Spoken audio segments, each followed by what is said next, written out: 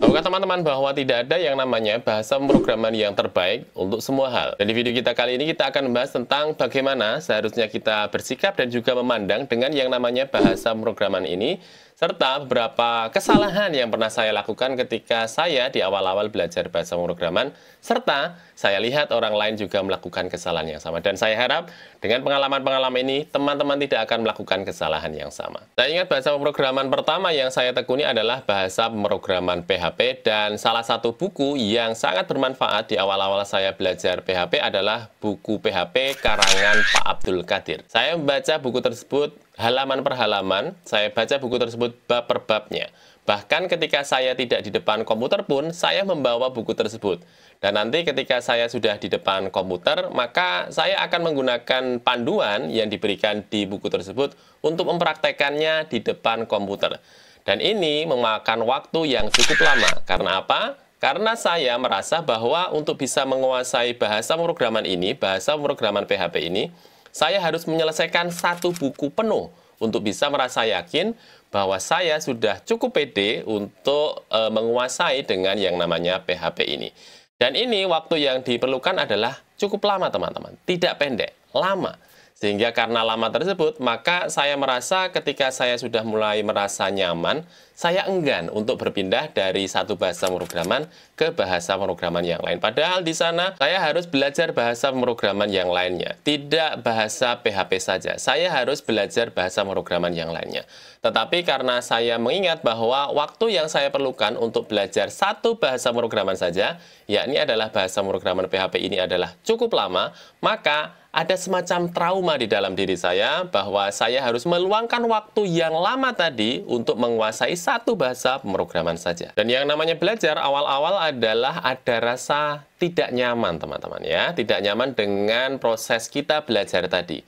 Bayangkan ketika kita sudah mulai menguasai bahasa pemrograman yang pertama, anggap saja di kasus saya tadi ketika saya belajar PHP, maka saya awal-awal sudah merasa nyaman dengan PHP tersebut. Saya sudah paham bagaimana saya harus melakukan sesuatu dengan menggunakan PHP ini, tetapi saya harus belajar bahasa yang kedua. Maka ketika saya belajar bahasa yang kedua ini, di awal-awal tentunya akan ada rasa tidak nyaman di dalam diri saya.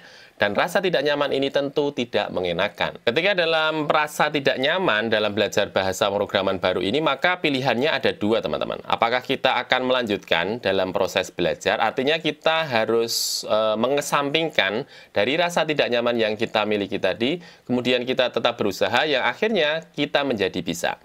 Cara yang pertama, atau pilihan yang kedua, di mana pilihan yang kedua adalah kita berhenti. Karena kita merasa tidak nyaman, kita berhenti, akhirnya kita tidak melanjutkan dalam proses belajar. Yang artinya kita tidak bisa mendapatkan kemampuan untuk bisa menguasai bahasa pemrograman yang lainnya. Yang akhirnya apa? Karena kita kembali kepada bahasa pemrograman yang sudah kita kuasai di bagian awal, maka kita merasa bahwa kita harus menyelesaikan banyak hal dengan satu bahasa pemrograman yang kita kuasai tersebut. Apakah bisa? Beberapa bisa, beberapa tidak. Kalau misalnya bisa, maka kita akhirnya kepada sebuah kesimpulan bahwa satu bahasa pemrograman maka bisa digunakan untuk banyak hal. Dan akhirnya apa? Akhirnya kita mengkultuskan bahasa pemrograman tersebut. Nah, efek yang ditimbulkan apa? Efek yang ditimbulkan mungkin adalah seperti yang kadang kita lihat ya di forum-forum, ada saling ejek antara satu bahasa pemrograman dengan bahasa pemrograman yang lainnya. Bahasa pemrograman A merasa bahwa bahasa pemrograman A adalah bahasa yang terbaik, kemudian dia mengejek bahasa B. Bahasa B merasa bahwa dia adalah bahasa yang terbaik, maka dia mengejek bahasa C, bahasa D, dan mungkin bahasa A. Dan ini adalah muter begitu saja. Dan mungkin ini kita sebut dengan yang namanya puber intelektual ya. Nah, kembali mengulangi kesalahan yang pernah saya lakukan di awal-awal belajar bahasa pemrograman tadi, maka karena saya di awal-awal yang saya kuasai adalah bahasa pemrograman PHP, maka saya mencari untuk buku-buku yang terkait PHP untuk menyelesaikan semua permasalahan. Maka saya coba cari di Google, ada ternyata buku-buku yang berjudul tadi, Do Everything with PHP. Kalau misalnya JavaScript ada juga, Do Everything with JavaScript. Coba saja teman-teman cari di Google, maka teman-teman akan dapatkan ya, Do Everything with PHP ataupun Do Everything with JavaScript. Atau mungkin coba teman-teman gunakan untuk bahasa pemrograman yang lainnya. Kemungkinan ada juga. Dan ini terjadi karena apa? Karena saya terlalu mengkultuskan satu bahasa pemrograman dibanding dengan bahasa pemrograman yang lainnya. Saya merasa saya sudah cukup puas dengan yang namanya PHP ini. Akhirnya saya mencari dan juga memaksakan satu bahasa pemrograman untuk menyelesaikan banyak permasalahan. Padahal kita seharusnya memandang yang namanya bahasa pemrograman ini layaknya tools ya. Dia bisa digunakan untuk menyelesaikan permasalahan di bagian-bagian tertentu. Tidak ada satu tools yang bisa kita gunakan untuk menyelesaikan semua permasalahan. Kita tahu yang namanya pemrograman kan dia mencakup banyak hal ya. Ada pemrograman web, pemrograman mobile, desktop, kemudian mungkin analisis data. Maka kalau misalnya kita terlalu mengkultuskan satu bahasa pemrograman dengan bahasa pemrograman yang lainnya, akhirnya kita terhalang dengan kesempatan untuk mendapatkan tools yang terbaik atau bahasa pemrograman yang terbaik untuk permasalahan-permasalahan kita tadi. Maka, kalau misalnya kita menganggap bahwa yang namanya bahasa pemrograman adalah sebuah tools, maka seharusnya kita berpikir the right tool for the right job.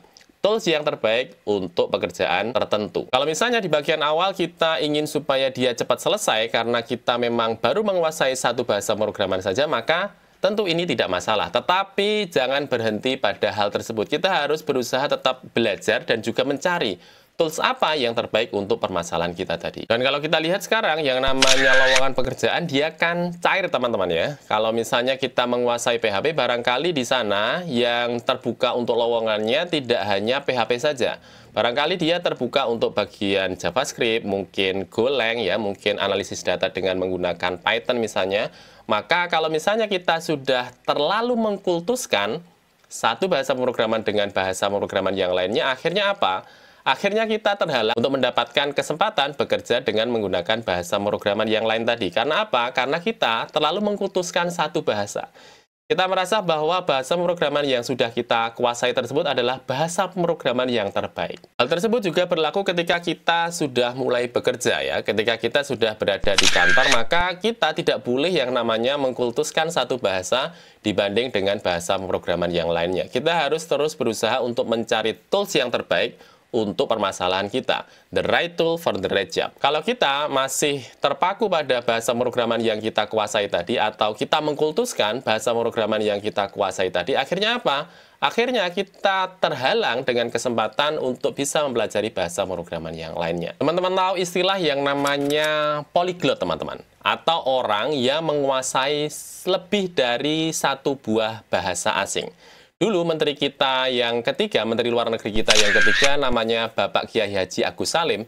Dia adalah seorang polyglot, satu orang yang menguasai banyak bahasa. Ada bahasa Belanda, bahasa Inggris, bahasa Jerman, bahasa Prancis, bahasa Arab, serta bahasa Turki. Satu orang, dia menguasai banyak bahasa sekaligus. Kalau di dunia komputer ada istilah yang namanya language agnostic, teman-teman. Jadi, kita tidak membatasi diri kita kepada satu bahasa pemrograman saja. Atau satu orang yang menguasai lebih dari satu bahasa pemrograman. Yang seharusnya kita juga mengusahakan hal yang sama. Artinya, kita tidak mengkultuskan satu bahasa pemrograman dibanding dengan bahasa pemrograman yang lainnya. Dan ini artinya adalah kita tetap berusaha untuk mencari the right tool for the right job. Tools yang terbaik untuk pekerjaan ataupun permasalahan yang ada. Kita tidak perlu tadi mengkultuskan satu bahasa pemrograman dibanding dengan bahasa pemrograman yang lainnya. Kita menyelesaikan semua permasalahan dengan satu bahasa pemrograman yang kita kuasai tadi. Kita tahu misalnya ketika kita membuat website, maka ada bagian-bagiannya. Ada bagian front end, ada bagian back end. Di bagian front end, kita bisa pilih, kalau misalnya kita sudah menguasai beberapa bahasa pemrograman, maka kita bisa pilih di bagian awal, kita pilih yang cocok di bagian front end. Misalnya kita menggunakan yang namanya JavaScript. Kemudian di bagian back end kita memilih karena kita menguasai beberapa bahasa pemrograman, walaupun tidak semuanya expert ya, tapi karena kita sudah tahu, maka kita bisa memilih bahasa pemrograman yang kita kuasai tadi. Misalnya untuk bagian back end kita menggunakan Golang, ataupun kita menggunakan Java, ataupun kita menggunakan PHP. Tidak masalah. Kemudian ketika kita melakukan analisis ya dari data yang kita dapatkan dengan menggunakan web tadi, kita menggunakan bahasa pemrograman yang lainnya. Anggap saja kita menggunakan yang namanya Python. Maka dengan memilih the right tool for the right job tadi, kita bisa memastikan bahwa kita bisa memaksimalkan dari teknologi yang kita kuasai tadi untuk menyelesaikan permasalahan-permasalahan yang ada pada bagian-bagian dalam programan ini. Ada cerita dari seorang teman saya di kantor dia punya teman di mana temannya adalah mahir dalam bidang Laravel. Dia bisa membuat aplikasi dengan menggunakan Laravel. Dia juga mahir dengan menggunakan Eloquent, teman-teman. Tetapi ketika dia diminta untuk melakukan query langsung dengan menggunakan tools di database, maka ternyata dia tidak bisa. Ini kan sesuatu hal yang aneh ya. Padahal Eloquent kan digunakan untuk melakukan akses ke data dengan menggunakan Laravel atau ORM yang dimiliki oleh Laravel. Tetapi ketika dia diminta, programmer tadi diminta untuk melakukan query langsung tanpa menggunakan Eloquent, ternyata dia tidak bisa, teman-teman. Dan ini nyata. Hal ini juga yang kadang menjadi pemikiran saya untuk menambah video-video di channel saya, tidak cuma terkait dengan praktek secara langsung dari mungkin bahasa pemrograman, entah framework, tetapi mungkin kita harus memberikan porsi kepada hal-hal yang fundamental. Misalnya tentang struktur data, kemudian misalnya tentang yang namanya algoritma, tentang HTTP, tentang database secara umum. Karena apa? Ketika kita sudah tahu konsepnya atau dasar yang melandasi sesuatu tersebut bekerja, maka ketika kita akan menggunakannya di banyak bidang, maka kita lebih mudah ya. Daripada misalnya kita langsung terjun kepada sebuah bahasa pemrograman atau kepada sebuah framework, tetapi kita tidak mengetahui bagaimana dasar di bagian bawahnya, ketika kita harus berpindah dari satu framework ke framework yang lainnya, ataupun ketika kita harus berpindah dari satu bahasa pemrograman ke bahasa pemrograman yang lainnya, ini lebih sulit dibanding ketika kita sudah menguasai konsepnya. Dan tentu saja untuk bisa menguasai lebih dari satu bahasa pemrograman, kalau yang di dalam bahasa sehari-hari kita sebut dengan yang namanya polyglot, tetapi kalau di teknologi mungkin kita sebut dia sebagai language agnostic, maka tentunya kita harus menyisihkan waktu kita. Ketika kita sudah mulai bekerja dan kita sibuk dengan pekerjaan kita harus bisa memberikan porsi ya, dari keseharian kita. Misalnya dari hari Senin sampai Jumat kita melakukan kerja-kerja kita, maka cobalah cari porsi di mana kita belajar bahasa pemrograman yang lainnya. Dan cara orang untuk belajar tentu bermacam-macam. Ada yang belajar dengan cara membaca, ada yang belajar dengan cara mempraktekannya. Kalau saya belajar dengan cara mengajarkannya. Contohnya di sini saya belajar dengan membuat channel YouTube saya ini dengan video-video seadanya. Semoga teman-teman menikmatinya dan semoga ada manfaatnya. Teman-teman yang mengirimkan pesan, baik melalui komentar, ataupun melalui email, ataupun melalui Discord, ataupun melalui Instagram, ataupun melalui Facebook, maka di sana membuat saya berpikir dan juga harus belajar hal-hal yang lainnya. Dan sekali lagi, saya ucapkan terima kasih pada teman-teman yang masih ada yang menonton video-video di channel YouTube saya. Ketika kita akan mempelajari hal yang baru, atau ketika kita akan belajar teknologi yang baru, maka ada konsep yang namanya 70, 20, 10. 70, 20, 10.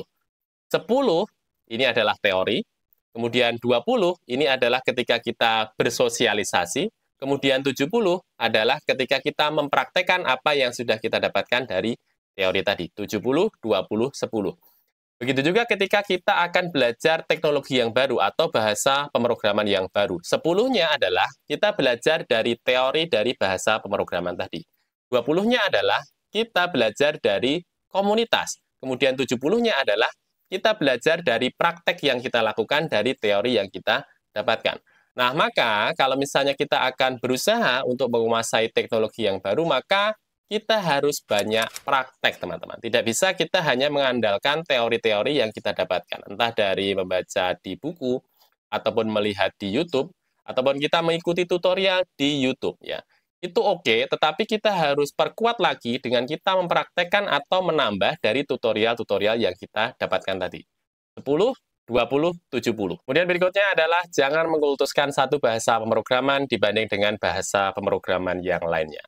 Pilih the right tool for the right job. Pilih bahasa pemrograman yang terbaik untuk menyelesaikan permasalahan teman-teman. Kemudian silahkan masukkan di kolom komentar kira-kira bahasa pemrograman apa atau teknologi apa yang teman-teman akan berusaha kuasai. Barangkali kita bisa memberikannya di channel YouTube yang saya miliki ini. Terima kasih dan wassalamualaikum warahmatullahi wabarakatuh.